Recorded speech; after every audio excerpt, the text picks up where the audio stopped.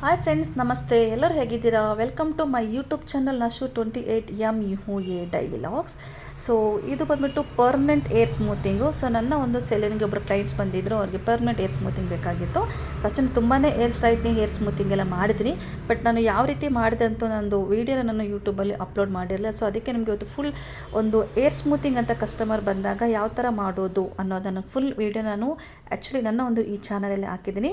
ಯಾರು ಈ ಚಾನಲ್ನ ಈ ವಿಡಿಯೋನ ನೀವು ಸ್ಕಿಪ್ ಮಾಡಿಬಿಡಿ. ಸ್ಕಿಪ್ ಮಾಡಿದ್ರೆ ನಿಮಗೆ ಏನು ಗೊತ್ತಾಗಲ್ಲ, ಅರ್ಧಂಬರ್ಧಂ ಗೊತ್ತಾಗುತ್ತೆ. ನಿಮಗೆ ಒಂದು ಸೆಲೂನಲ್ಲಿ ನಿಮಗೆ ಏರ್ ಸ್ಟ್ರೈಟ್ನಿಂಗ್ ಮಾಡೋಕ್ಕಾಗಲ್ಲ. ಏರ್ ಸ್ಟ್ರೈಟ್ನಿಂಗ್ ಮತ್ತು ಏರ್ ಸ್ಮೂತಿಂಗ್ ಎರಡು ಒಂದೇ ಬರುತ್ತೆ. ಬಟ್ ಏರ್ ಸ್ಮೂತಿಂಗ್ ಸ್ವಲ್ಪ ಸ್ಮೂತ್ ಆಗಿರುತ್ತೆ, ಸ್ಟ್ರೈಟ್ನಿಂಗ್ ಸ್ವಲ್ಪ ತುಂಬ ಸ್ಟ್ರೈಟ್ ಆಗಿರುತ್ತೆ. ಸೊ ಎರಡಕ್ಕೂ ಕಂಪೇರ್ ಮಾಡಿದ್ರೆ ಸ್ಮೂತಿಂಗ್ ತುಂಬ ಒಳ್ಳೆಯದು, ಸ್ಟ್ರೈಟಿಂಗ್ ಮಾಡಿದರೆ ಸ್ವಲ್ಪ ಏರ್ ಡ್ಯಾಮೇಜ್ ಆಗುತ್ತೆ.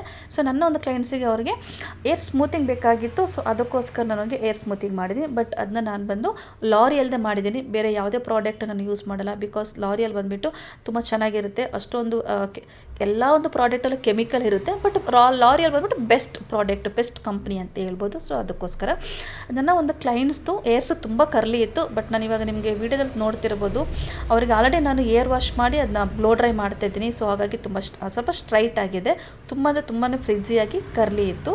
ಅವ್ರದ್ದು ಬಿಫೋರು ಹೇಗೆ ಇತ್ತು ಅಂತ ನಾನು ಆಲ್ರೆಡಿ ಫಸ್ಟ್ ನಾನು ವೀಡಿಯೋ ಹಾಕಿದ್ದೀನಿ. ಆ ಥರ ಒಂದು ಹೇರ್ಸ್ನ ನಾನು ಸ್ಮೂತಿಂಗ್ ಮಾಡಿದ್ದೀನಿ.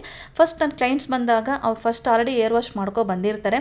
ಬಟ್ ಅವ್ರು ಯಾವ ಥರ ಏರ್ ವಾಶ್ ಮಾಡ್ತಾರೆ ಅಂದರೆ, ಅವರು ಮನೇಲಿ ನಾರ್ಮಲಾಗಿ ಯೂಸ್ ಮಾಡೋಂಥ ಶಾಂಪೂನ ಹಾಕಿ ಅವ್ರು ಏರ್ ಯೂಸ್ ಮಾಡ್ತಾರೆ. ಬಟ್ ನಾವು ಲಾರಿಯಲ್ ಪ್ರಾಡಕ್ಟ್ ಯೂಸ್ ಮಾಡೋದ್ರಿಂದ ನಾವು ಲಾರಿಯಲ್ ಶಾಂಪೂನೇ ಹಾಕಿ ನಾವು ಒಂದು ಸಲ ಏರ್ ವಾಶ್ ಮಾಡಬೇಕಾಗುತ್ತೆ. ಸೊ ಅದಕ್ಕೋಸ್ಕರ ನಮ್ಮ ಕ್ಲೈಂಟ್ಸ್ ಬಂದಾಗ ಫಸ್ಟು ನೀಟಾಗಿ ನಾವು ಲಾರಿಯಲ್ ಶಾಂಪೂ ಹಾಕಿ ನಾವು ಏರ್ ವಾಶ್ ಮಾಡಬೇಕು, ನೀಟಾಗಿ ಮಾಡಬೇಕು. ಎರಡೆರಡು ಸಲ ನೀವು ನೀಟಾಗಿ ಲಾರಿಯಲ್ ಶಾಂಪೂನೇ ಯೂಸ್ ಮಾಡಿಬಿಟ್ಟು ಏರ್ ವಾಶ್ನ ಮಾಡಿ. ಏರ್ ವಾಶ್ ಮಾಡಿ ಆದಮೇಲೆ ಒಂದು 30 to 40% ಅಷ್ಟೇ ಡ್ರೈ ಮಾಡಬೇಕಾಗುತ್ತೆ. ಸ್ವಲ್ಪ ವೆಟ್ಟೆ ಇರಬೇಕಾಗುತ್ತೆ ಹೇರ್ಸು, ಫುಲ್ ಡ್ರೈ ಮಾಡಬಾರ್ದು. ಬ್ಲೋ ಡ್ರೈಲಿ ಲೈಟಾಗಿ ಸ್ವಲ್ಪ ಸ್ಟ್ರೈಟ್ ಬರೋ ಥರ ಒಂದು 30 to 40% ವೆಟ್ ಇರೋ ಥರನೇ ನೀವು ಬ್ಲೋ ಡ್ರೈಲಿ ಹೇರ್ನ ಡ್ರೈ ಮಾಡ್ಕೊಳ್ಳಿ. ಆದಷ್ಟು ಸ್ವಲ್ಪ ವೆಟ್ಟೆ ಇರಬೇಕು, ಫುಲ್ ಡ್ರೈನೂ ಇರಬಾರ್ದು, ಫುಲ್ ವೆಟ್ಟು ಇರಬಾರ್ದು. ಆ ಥರ ನಾವು ಡ್ರೈ ಮಾಡಿಕೊಂಡು. ಸೊ ಅದಾದಮೇಲೆ ನಾನು ಒಬ್ಬಳೇ ಇದ್ದೆ. ಆ್ಯಕ್ಚುಲಿ ಸ್ಟ್ರೈಟಿಂಗು ಸ್ಮೂತಿಂಗ್ ಮಾಡಬೇಕಾದ್ರೆ ಇಬ್ಬರಿದ್ದರೆ ತುಂಬ ಬೆಟರು, ವರ್ಕು ಬೇಗ ಆಗುತ್ತೆ ಆ್ಯಂಡು ಕೆಲಸನೂ ಬೇಗ ಫಾಸ್ಟಾಗಿ ಆಗುತ್ತೆ. ಬಟ್ ಇದು ಸ್ವಲ್ಪ ಏರ್ ಶಾರ್ಟ್ ಆಗಿತ್ತು, ಲಾಂಗಾಗೇನು ಇರಲಿಲ್ಲ. ಸೊ ನಿಮಗೆ ಕಾಣಿಸ್ತಿದೆ ಇಷ್ಟೇ ಹೇರ್ ಇರೋದ್ರಿಂದ ನಾನು ಒಬ್ಬಳೇ ಇದ್ದೆ, ಒಬ್ಬಳೇ ಮಾಡಬೇಕಾಗಿದೆ. ಸ್ವಲ್ಪ ನಾನು ಕ್ಲೈಂಟ್ಸ್ನೇ ಸಪೋರ್ಟ್ ತೊಗೊಂಡು ನಾನು ಮಾಡಿದೆ ಏರ್ ಸ್ಮೂತಿಂಗು. ಬನ್ನಿ ಸ್ಟಾರ್ಟಿಂಗ್ ಯಾವ ಥರ ಮಾಡಿದೆ, ಯಾವ ಥರ ಪ್ರೊಸೀಜರ್ ಎಲ್ಲ ಡೀಟೇಲ್ಸಾಗಿ ಹೇಳ್ತೀನಿ, ನೋಡ್ಕೊಳ್ಳಿ. ಸೊ ಫಸ್ಟ್ ನಾನು ಲಾರಿಯಲ್ ಅವ್ರದ್ದು ಸ್ಮೂತಿಂಗ್ ಕ್ರೀಮ್ ತೊಗೋಬೇಕು. ಸ್ಮೂತಿಂಗ್ ಕ್ರೀಮ್ ಬರುತ್ತೆ, ಫಸ್ಟು ಸ್ಮೂತಿಂಗ್ ಕ್ರೀಮ್ ಯೂಸ್ ಮಾಡಬೇಕು. ಸೆಕೆಂಡ್ ಟೈಮ್ ಬಂದುಬಿಟ್ಟು ನ್ಯೂಟ್ರಲೈಸಿಂಗ್ ಸ್ಟ್ರೈಟ್ನಿಂಗ್ ಕ್ರೀಮ್ ಅಂತ ಬರುತ್ತೆ, ಅದನ್ನೇ ಯೂಸ್ ಮಾಡಬೇಕು. ಇದು ಫಸ್ಟ್ ಮೆಥಡ್, ಫಸ್ಟ್ ಯೂಸ್ ಮಾಡೋದು ಸ್ಮೂತಿಂಗ್ ಕ್ರೀಮ್. ಸೊ ಇದು ನಾನು ಅವರ ಒಂದು ಹೇರ್ಸಿಗೆ ಎಷ್ಟು ಬೇಕು ಅಷ್ಟು ಬೌಲಲ್ಲಿ ಹಾಕಿ ನೀಟಾಗಿ ಕಲಿಸ್ಕೊಬೇಕು. ನೀಟಾಗಿ ಕಲಿಸ್ಕೊಂಡು ನಾನು ನೋಡಿ ಪಾರ್ಟಿಷನ್, ನಾನು 4 ಪಾರ್ಟಿಷನ್ 4 ಸೆಟ್ ಥರ ನಾನು ಪಾರ್ಟಿಷನ್ ಮಾಡ್ಕೊಂಡಿದ್ದೀನಿ. ಆಮೇಲೆ ಕೈಗೆ ನಾವು ಗ್ಲೌಸ್ ಹಾಕಲೇಬೇಕಾಗುತ್ತೆ. ಬಿಕಾಸ್ ಫಸ್ಟ್ ಕ್ರೀಮ್ಗೆ ನಾವು ಗ್ಲೌಸ್ ಹಾಕಲೇಬೇಕು, ಅದು ತುಂಬ ಅದಕ್ಕೆ ಕೆಮಿಕಲ್ ಮಿಕ್ಸ್ ಆಗಿರುತ್ತೆ. ಆ್ಯಂಡ್ ಇದು ಸ್ವಲ್ಪ ಸ್ಮೆಲ್ಲು ಬರುತ್ತೆ. ಸೊ ಹಾಗಾಗಿ ನಿಮಗೆ ಸ್ಮೆಲ್ ತಡೆಯೋಕ್ಕಾಗಿಲ್ಲ ಅಂದರೆ ನೀವು ಮಾಸ್ಕ್ ಹಾಕ್ಕೊಳ್ಳಿ. ಇನ್ನೊಂದು ಇದು ಮಾಡೋದ್ರಿಂದ ನಮಗೂ ಬಾಡಿ ಎಲ್ಲ ಹೀಟ್ ಆಗೋದ್ರಿಂದ ನಾವು ಸ್ವಲ್ಪ ಹುಷಾರಾಗಿರಬೇಕಾಗುತ್ತೆ. ಕೂದಲು ಎಷ್ಟು ಚಿಕ್ಕದಾಗಿ ಎಷ್ಟು ಸ್ಮಾಲ್ ಆಗುತ್ತೋ ಅಷ್ಟು ತಿನ್ ಲೇಯರ್ನ ನಾವು ಕೂದಲು ತಗೊಂಡು ಅದಕ್ಕೆ ನಾವು ಕ್ರೀಮ್ನ ಅಪ್ಲೈ ಮಾಡಿ, 2 ಬೆರಳಲ್ಲಿ ನೀವು ನೋಡಿದರೆ ಅನಿಸುತ್ತೆ ಅಪ್ಲೈ ಮಾಡೋದನ್ನ, ಆ ಥರ ಅಪ್ಲೈ ಮಾಡಿ ಸ್ಟ್ರೈಟ್ ಎಳೆದು ಕೂದಲನ್ನ ಸ್ಟ್ರೈಟ್ ಬಿಡಬೇಕಾಗುತ್ತೆ, ಬೆಂಡ್ ಮಾಡಬಾರ್ದು. ನೀಟಾಗಿ 2 ಫಿಂಗರ್ ಇಟ್ಕೊಂಡು ನೀಟಾಗಿ ಸ್ಟ್ರೈಟಾಗಿ ಅಪ್ಲೈ ಮಾಡಿ ಲಾಸ್ಟಿಗೆ ಒಂದು ಸಲ ಕೋಮ್ ಮಾಡಿ ಸ್ಟ್ರೈಟ್ ಬಿಡಬೇಕು, ಬೆಂಡ್ ಆಗೋಕ್ಕೆ ಬಿಡಬಾರ್ದು. ಪಕ್ಕ ಎಲ್ಲ ಚಿಕ್ಕ ಚಿಕ್ಕ ಏರ್ಸಲ್ಲಿ ಇರುತ್ತೆ, ಪ್ರತಿಯೊಂದು ಏರ್ಗೂ ನೀಟಾಗಿ ಆ ಕ್ರೀಮ್, ಸ್ಮೂತಿಂಗ್ ಕ್ರೀಮು ನೀಟಾಗಿ ಹಾಕಬೇಕು. ಕ್ರೀಮಲ್ಲಿ ಕಂಜೂಸ್ತನ ಮಾಡಬೇಡಿ, ಇಲ್ಲಾಂದರೆ ಸ್ಟ್ರೈಟ್ನಿಂಗು ನೀಟಾಗಿ ಬರಲ್ಲ. ಆ ಹೇರ್ಸಿಗೆ ಎಷ್ಟು ಬೇಕೋ ಅಷ್ಟು ಕ್ರೀಮ್ ತೊಗೊಂಡು ನಾವು ಅಪ್ಲೈ ಮಾಡಲೇಬೇಕಾಗುತ್ತೆ. ಹಂಗೆ ಅಂದ್ಕೊಂಡು ಜಾಸ್ತಿ ಕ್ರೀಮು ಹಾಕಬಾರ್ದು, ಕಮ್ಮಿ ಕ್ರೀಮು ಹಾಕ್ಬಾರ್ದು. ಸೊ ಅದಕ್ಕೆ ಎಷ್ಟು ಬೇಕು ಕ್ವಾಂಟಿಟಿ ತೊಗೊಂಡು ನಾವು ಕ್ರೀಮ್ನ ಅಪ್ಲೈ ಮಾಡಬೇಕಾಗುತ್ತೆ. ನೀಟಾಗಿ ನಾವು ಸ್ಟ್ರೈಟ್ ಮಾಡ್ಕೊಬೇಕಾಗುತ್ತೆ. ಆ್ಯಂಡ್ ಇದನ್ನು ಬಂದುಬಿಟ್ಟು ನಾವು ಪ್ರೆಗ್ನೆಂಟ್ ಅವ್ರಿಗೆ, ಬಾಣಂತಿ ಅವ್ರಿಗೆಲ್ಲ ಮಾಡಬಾರ್ದು. ಆ್ಯಂಡ್ ಅವ್ರಿಗೆ ಚೆನ್ನಾಗಿರಬೇಕು. ಆಮೇಲೆ ಏನಾದರೂ ಅವ್ರಿಗೆ ಸ್ಕಿನ್ ಅಲರ್ಜಿ ಇದೆ, ಆಮೇಲೆ ಹೇರ್ ಫಾಲ್ ಆಗ್ತಿದೆ, ಅಥವಾ ಏನಾದರೂ ಸ್ಕ್ಯಾಲ್ಪಲ್ಲಿ ಸ್ಕ್ಯಾಲ್ಪಲ್ಲಿ ಅಲರ್ಜಿ ಇದೆ ಅಂದರೆ ಅವ್ರಿಗೆಲ್ಲ ನಾವು ಡೆಫಿನೆಟ್ಲಿ ನಾವು ಏರ್ ಸ್ಟ್ರೈಟ್ನಿಂಗ್ನ ಮಾಡಲೇಬಾರ್ದು. ಫಸ್ಟ್ ಎಲ್ಲ ನಾವು ಅವ್ರ ಹತ್ರ ಕೇಳಿಕೊಂಡು ಏನೂ ಪ್ರಾಬ್ಲಮ್ ಇಲ್ಲ ಅಂದ್ರೇ ನಾವು ಈ ಒಂದು ಏರ್ ಸ್ಟ್ರೈಟ್ನಿಂಗ್ನ ಮಾಡಬೇಕಾಗತ್ತೆ. ಆಮೇಲೆ ಅವರು ಏರ್ ಬಂದುಬಿಟ್ಟು ಒರಿಜಿನಲ್ ಆಗಿರಬೇಕು. ಕೆಲವ್ರದ್ದು ಕೆಮಿಕಲ್ ಏರಾಗಿರುತ್ತೆ.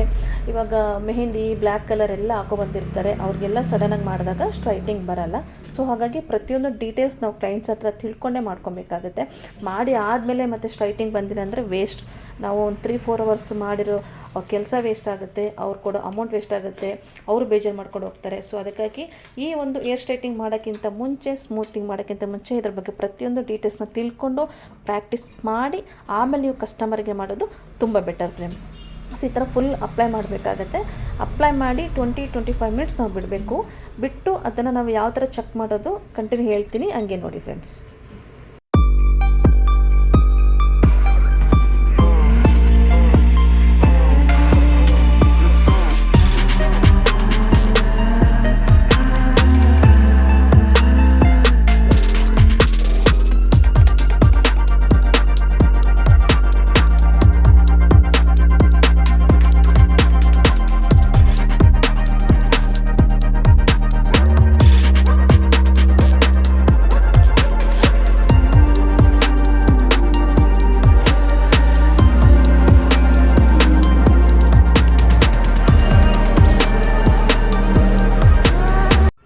ಈಗ ಆಲ್ರೆಡಿ ಫುಲ್ ಹೇರ್ಗೆ ನಾನು ಕ್ರೀಮ್ ಅಪ್ಲೈ ಮಾಡಿ ಆಗಿದೆ. ಒಂದು 20-25 ಮಿನಿಟ್ಸ್ ಆಗಿದೆ.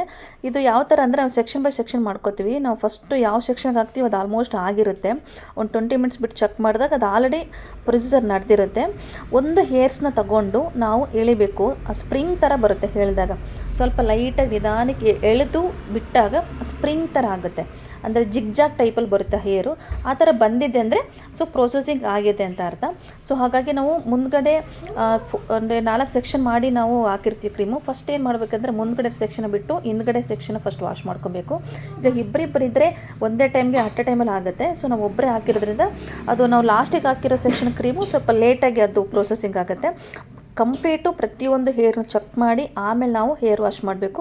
ಸ್ಟಾರ್ಟಿಂಗ್ ನಾವು ಹೇರ್ ವಾಶ್ ಮಾಡಿದಾಗ ನಾನು ಮೀಡಿಯಮ್ ಹಾಟ್ ವಾಟರಲ್ಲಿ ನಾನು ಹೇರ್ ವಾಶ್ ಮಾಡಿದೆ. ಫಸ್ಟ್ ನಾವು ಹೇರ್ ವಾಶ್ ಮಾಡಬೇಕಾದ್ರೆ, ಇವಾಗ ಕ್ರೀಮ್ ಅಪ್ಲೈ ಮಾಡಿ ನಾನು ಹೇರ್ ವಾಶ್ ಮಾಡಬೇಕಾದ್ರೆ ಹಾಟ್ ವಾಟರ್ನ ಯೂಸ್ ಮಾಡಿಲ್ಲ, ನಾನು ಕೋಲ್ಡ್ ವಾಟರ್ ಯೂಸ್ ಮಾಡಿದ್ದೀನಿ. ಬಿಕಾಸ್ ಹಾಟ್ ವಾಟರ್ ಇದಕ್ಕೆ ಯೂಸ್ ಮಾಡಬಾರ್ದು.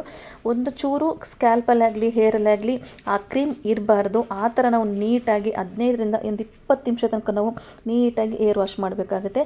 ಹೇರ್ ವಾಶ್ ಆದಮೇಲೆ ನಾವು ಬ್ಲೋ ಡ್ರೈ ಮಾಡಬೇಕು. ಬ್ಲೋ ಡ್ರೈ ಮಾಡಬೇಕಾದ್ರಷ್ಟೇ ಯಾವುದೇ ಕಾರಣಕ್ಕೆ ನಾವು ಹಾಟ್ ಇಟ್ಕೊಬಾರ್ದು. ಕೂಲಾಗಿ ಹೇರ್ನ ಇಟ್ಕೊಂಡು ಬ್ಲೋ ಡ್ರೈಲಿ ಕೂಲ್ ಸೆಟ್ಟಿಂಗ್ ಮಾಡಿಕೊಂಡು ಕೂಲ್ ಬ್ಲೋ ಡ್ರೈನೇ ಮಾಡಬೇಕು. ಇದು ಅಷ್ಟೇ ಒಂದು 50% 50-60% ಅಷ್ಟೇ ನಾವು ಬ್ಲೋ ಡ್ರೈ ಮಾಡಬೇಕು. ಫುಲ್ ಬ್ಲೋ ಡ್ರೈ ಮಾಡಬಾರ್ದು. ಸ್ವಲ್ಪ ವಾಟರ್ ಹಂಗೆ ಇರಬೇಕಾಗುತ್ತೆ. ಬಿಕಾಸ್ ನಾವು ಸ್ವಲ್ಪ ವಾಟರ್ ಇದ್ದಾಗಲೇ ಸ್ಟ್ರೈಟ್ನಿಂಗ್ ಮಿಷಿನ್ ತೊಗೊಂಡು ಸ್ಟ್ರೈಟ್ನಿಂಗ್ ಎಳೆದಾಗ ಅದು ನೀಟಾಗಿ ಸ್ಟ್ರೈಟ್ ಆಗುತ್ತೆ. ಫುಲ್ ಡ್ರೈ ಮಾಡಿ ನಾವು ಸ್ಟ್ರೈಟ್ ಎಳೆದ್ರೆ ಅದು ಕೂದಲು ಸ್ಟ್ರೈಟಿಂಗ್ ಬರಲ್ಲ. ಸೊ ಹಾಗಾಗಿ ಇದು ಸ್ವಲ್ಪ ಒಂದು 50% ವಾಟ್ರು ಹೇರ್ಸಲ್ಲೇ ಇರಬೇಕಾಗತ್ತೆ. ಸೇಮ್ ಇದು ಅಷ್ಟೇ. ನಾವು 2 ಸೆಕ್ಷನ್ ತೊಗೊಂಡಿದ್ದೀನಿ. 2 ಸೆಕ್ಷನ್ ತೊಗೊಂಡು ಒಂದು ಸೆಕ್ಷನ್ಗೆ ಕ್ಲಿಪ್ ಹಾಕ್ಕೊಂಡು ಇನ್ನೊಂದು ಸೆಕ್ಷನಲ್ಲಿ ಸೇಮ್ ತಿನ್ ಲೇಯರ್, ಎಷ್ಟಾಗುತ್ತೆ ಅಷ್ಟು ತಿನ್ ಲೇಯರ್ ತೊಗೊಂಡು ನಾವು ಸ್ಟ್ರೈಟಿಂಗ್ ಮಿಷಿನಲ್ಲಿ ಸ್ಟ್ರೈಟ್ ಮಾಡಬೇಕು. ಎಷ್ಟಾಗುತ್ತೆ ಅಷ್ಟು ಟೈಟಾಗಿ ಇಟ್ಕೊಂಡು ನಾವು ತುಂಬಾ ಟೈಟ್ ಇಟ್ಕೊಂಡು ನೀಟಾಗಿ ಸ್ಟ್ರೈಟಾಗಿ ನಾವು ಹೇರ್ಸ್ನ ಎಳಿಬೇಕಾಗುತ್ತೆ. ಬಿಕಾಸ್ ನೀವು ನೋಡ್ತಾ ಇದ್ದೀರಾ ನಾನು ಯಾವ ಥರ ಸ್ಟ್ರೈಟಿಂಗ್ ಮಾಡ್ತಾಯಿದ್ದೀನಿ ಅಂತ. ಒಂದು ಚೂರು ಬೆಂಡ್ ಆದ್ರೂ ಕೂದಲು ಬೆಂಡ್ ಆಗುತ್ತೆ. ಸೊ ಹಾಗಾಗಿ ಇದನ್ನ ನೀಟಾಗಿ ಸ್ಟ್ರೈಟಿಂಗ್ ಮಿಷಿನಲ್ಲಿ ಸ್ಟ್ರೈಟ್ನ ಮಾಡಬೇಕಾಗುತ್ತೆ. ಸೊ ಅದೇ ಥರ ಫುಲ್ ಹೇರ್ಸ್ನು ಸೇಮ್ ಪ್ರೊಸೀಜರಲ್ಲಿ ನೀವು ಸ್ಟ್ರೈಟಿಂಗ್ ಮಾಡಬೇಕಾಗುತ್ತೆ ಫ್ರೆಂಡ್ಸ್.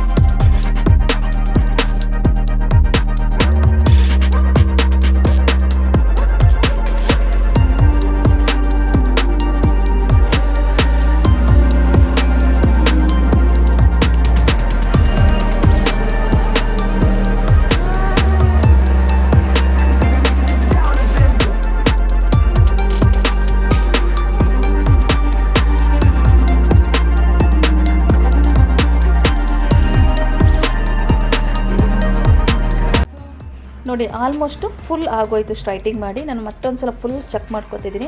ಬಿಕಾಸ್ ಮತ್ತೆ ನಾವು 2ನೇ ಕ್ರೀಮ್ ಅಪ್ಲೈ ಮಾಡಿದಾಗ ಮತ್ತೆ ಸ್ಟ್ರೈಟಿಂಗ್ ಮಾಡಿದ್ರೆ ಅದು ಪ್ರೊಸೆಸಿಂಗ್ ಆಗಲ್ಲ. ಸೊ ಹಾಗಾಗಿ ನಾನು ಪ್ರತಿಯೊಂದು ಮತ್ತೆ ನೀಟಾಗಿ ಪ್ರತಿಯೊಂದು ಕೂದಲು ಚೆಕ್ ಮಾಡ್ತಿದ್ದೀನಿ. ಬಿಕಾಸ್ ಮತ್ತೆ ಸ್ವಲ್ಪ ಎಲ್ಲರೂ ಬೆಂಡಿದ್ರೆ ಮತ್ತೆ ಸ್ಟ್ರೈಟ್ ಮಾಡೋಣ ಅಂತ.